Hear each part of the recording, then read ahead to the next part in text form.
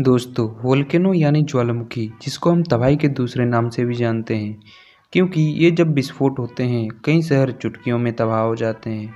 कई लोगों को अपनी जान गंवानी पड़ती है।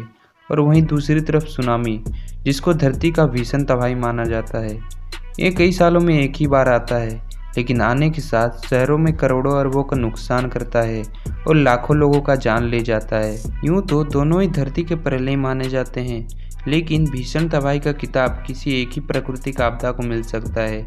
और आज की इस वीडियो में हम इसी का पता लगाने वाले हैं कि इन आपदाओं का निर्माण होता कैसे है, इन दोनों में से कौन सा आपदा सबसे ज़्यादा खतरनाक है, किसका पल्ले सबसे ज़्यादा नुकसान पहुंचा सकता है। सो इसे जानने के लिए इस वीडियो को बिना स्किप किए एकदम लास्ट तक देखना। तो पहले हम बात करते हैं ज्वालामुखी के बारे में, जो पहाड़ जैसे दिखते हैं, पर इनके मुख से गर्म लावा बहने की वजह से इनको हिंदी में ज्वालामुखी कहा जाता है। भारत में सिर्फ 2 ज्वालामुखी मौजूद हैं, जिसमें से पहला बेरन ज्वालामुखी है जो भारत के बेरन द्वीप में स्थित है, और दूसरा नारकंदम ज्वालामुखी जो अंडमान निकोबार द्वीप में स्थित है। इन दोनों में से सबसे ऊंचा नारकंदम ज्वालामुखी है। ज्वालामुखी कई प्रकार के होते हैं, जिसमें से पहला है जागृत ज्वालामुखी। ये ऐसे ज्वालामुखी है जो अभी तक विस्फोट नहीं हुए और भविष्य में कभी भी हो सकते हैं। ऐसे ज्वालामुखी हजार सालों तक एक्टिव रह सकते हैं। दूसरी है मृत ज्वालामुखी यानी डेड वोल्केनो, जो 10,000 सालों से कभी विस्फोट नहीं हुए और भविष्य में भी नहीं होंगे। और तीसरी है सुप्त ज्वालामुखी, जो पास्ट में एक बार विस्फोट हो चुके हैं और भविष्य में फिर से हो सकते हैं। ऐसे तो वोल्केनोज और भी कई प्रकार के होते हैं, लेकिन सभी वोल्केनोज में से ये 3 सबसे प्रमुख वोल्केनोज हैं। तो चलिए अब समझते हैं पृथ्वी पर एक ज्वालामुखी का निर्माण कब और कैसे होता है। हमारी पृथ्वी की जो बनावट है वो बहुत अनोखी है। पृथ्वी को कुल 4 लेयर में डिवाइड किया गया है, जिसमें से पहला लेयर पृथ्वी की सतह है, जिसको क्रस्ट कहा जाता है, क्रस्ट यानी ठोस। दूसरी है मेंटल लेयर, यह हमेशा तरल अवस्था में होता है। थर्ड एंड फोर्थ लेयर जो है वो है इनर एंड आउटर लेयर। यहाँ पर ये जो मेंटल लेयर है ये तरल अवस्था में बहुत हाई टेम्परेचर में होता है, जिसको मैग्मा कहा जाता है। इतना हाई कि किसी चट्टान को भी पिघला दे। पृथ्वी की जो सतह है वो बड़े बड़े टुकड़ों में डिवाइडेड है, जिसको टेक्टोनिक प्लेट्स कहा जाता है। ये जो टेक्टोनिक प्लेट्स है ये 2 तरह के होते हैं, एक है कॉन्टिनेंटल प्लेट और दूसरा है ओशियंटिक प्लेट। ओशियंटिक प्लेट कॉन्टिनेंटल प्लेट से ज़्यादा डेंसर और हेवियर होने की वजह से जब दोनों प्लेट आपस में टकराते हैं तब ओशियंटिक प्लेट दबाव के चलते मेंटल लेयर में डूब जाता है।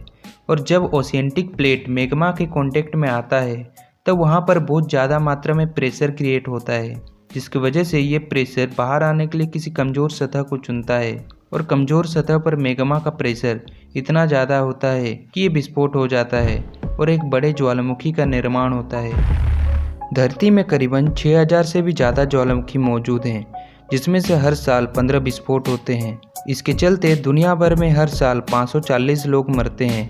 ज्वालामुखी इतने खतरनाक होते हैं कि बड़े बड़े शहरों को भी तबाह कर देते हैं। दुनिया का सबसे जो खतरनाक ज्वालामुखी है वो फिलीपींस में मौजूद है। तो अब बात करते हैं सुनामी के बारे में।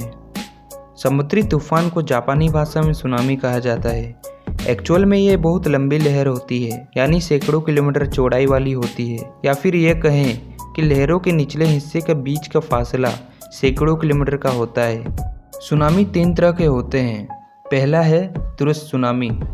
ऐसे सुनामी पॉपुलेटेड एरिया से दूर समुद्र में प्रोड्यूस होते हैं, जिसका मुख्य कारण अर्थक्वेक होता है। दूसरी है क्षेत्रीय सुनामी। ये बहुत बड़े ज्योग्राफिक एरिया को कवर करता है। जब समुद्र के 2 टेक्टोनिक प्लेट्स आपस में टकराते हैं तब ये सुनामी उत्पन्न होता है। और तीसरी है स्थानीय सुनामी। स्थानीय सुनामी समुद्र किनारे शहरों तक आ पहुंचता है और वहां भीषण तबाही मचाता है, और इस सुनामी का कोई टाइम नहीं रहता। दरअसल जब समुद्र के अंदर जमीन खिसक जाता है तब ये सुनामी जनरेट होता है, और ये 100 फीट तक बड़े हो सकते हैं। पर एक्चुअल में लोकल सुनामी सभी बाकी सुनामी में से सबसे छोटे सुनामी होते हैं। 9 जुलाई 1958 को अलास्का में एक सुनामी आया था। बताया जाता है कि ये सुनामी दुनिया का सबसे बड़ा सुनामी था, जिसका लहर 1700 फुट तक बड़ा था। इसे थोड़ा और अच्छे से समझते हैं। एक बड़े सुनामी को बनने के लिए कुछ मुख्य कारण चाहिए, जैसे earthquake, volcanic eruption, landslide, explosion और एस्ट्रॉयड जो समुद्र के पानी में इम्पैक्ट डाल सकता है। जब समुद्र में जमीन अचानक से खिसक के थोड़ा ऊपर चला जाता है, ये इतना फोर्स के साथ ऊपर जाता है कि वहाँ पर बड़े बड़े लहर बनने शुरू हो जाते हैं और यहाँ पर जन्म होता है सुनामी का। ऐसे सुनामी का रफ्तार करीबन 400 से 800 किलोमीटर प्रति घंटे का होता है, जो बड़े बड़े इमारतों को भी बहा ले जाए। सुनामी आने का जो सबसे रेयर केस है वो एस्ट्रॉयड के समुद्र में गिरने से होता है। वैज्ञानिकों के अनुसार ऐसे ही लाखों वर्ष पहले एक एस्ट्रॉयड समुद्र में आ गिरा जिसका डायमीटर 81 किलोमीटर था और यही एस्ट्रॉयड डायनासोर के विनाश का कारण बना।